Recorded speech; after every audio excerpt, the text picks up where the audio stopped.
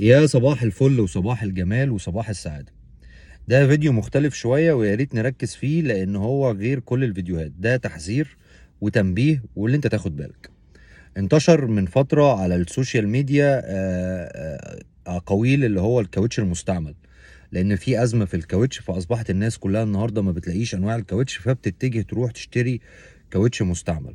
وده أكبر غلط انت بتعمله في حق نفسك. ليه؟ لأنك انت ده سيفتي، وكون ان انت تشتري كاوتش مستعمل ده اصلا الفكره دي طلعها بره تفكيرك تماما. لان انت النهارده بتأدي ان انت بدل ما المشكله تبقى انت اللي انت تغير كاوتش، لا، المشكله ممكن تكبر وتكبر وتكبر وتأدي لموضوع كبير انت في غنى عنه. طب انا عارف السؤال اللي انت ممكن تسأله لي واللي انت ممكن تقول لي طب اعمل ايه؟ هقول لك تعمل ايه. مش شرط نفس النوع اللي انت بتركبه، يعني ميشلان مش موجود في السوق، كونتيننتال مش موجود في السوق، كومهو مش موجود في السوق.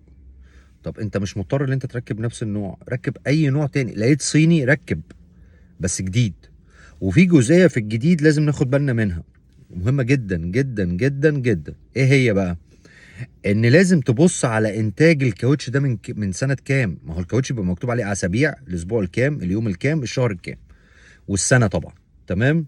ما تجيش تاخد كاوتش تكون عند الراجل مثلا هو اكسباير من 3 سنين وهو مخزنه بقاله 3 سنين، وهو قدامك باين اللي هو جديد، انما هو من بطنه مش جديد، يعني هو من جوه مش جديد. لان الكاوتش ده يا جماعه ده عباره عن تيل على سلك، ونسب تيل ونسب سلك وشجر مطاطي وقصه كده كبيره. طيب النسب دي، السلك ده بيحصل له تلف من المخزون او من الخزين او من هو يتخزن او. فانت طب انت هتقول لي اقصى وقت اللي انا اقدر اشتري فيه كاوتش امتى؟ سيف سايد يعني، بما ان في ازمه معاك من 6 شهور، معاك سنه فاتت، يعني سنه فاتت تقدر تشتري نوع الكاوتش ده كويس جدا من سنه فاتت لو هو متخزن عادي ما فيهوش مشكله.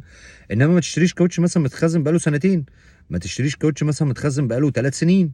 ما هو ده الكلام ده مش منطقي، الكلام لا يعقل يعني.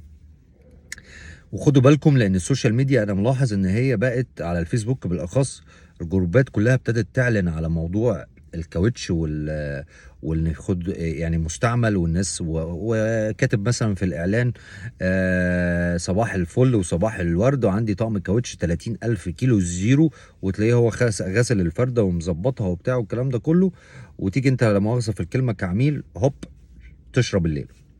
وامانك ده خليه نمره واحد يعني. قصه الامان دي ما تلعبش فيها.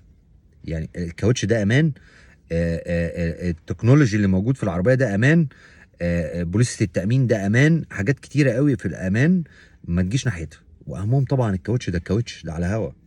فتحذير، بلاش نشتري كاوتش مستعمل، بلاش نشتري كاوتش مستعمل. اللهم بلغت اللهم فشل.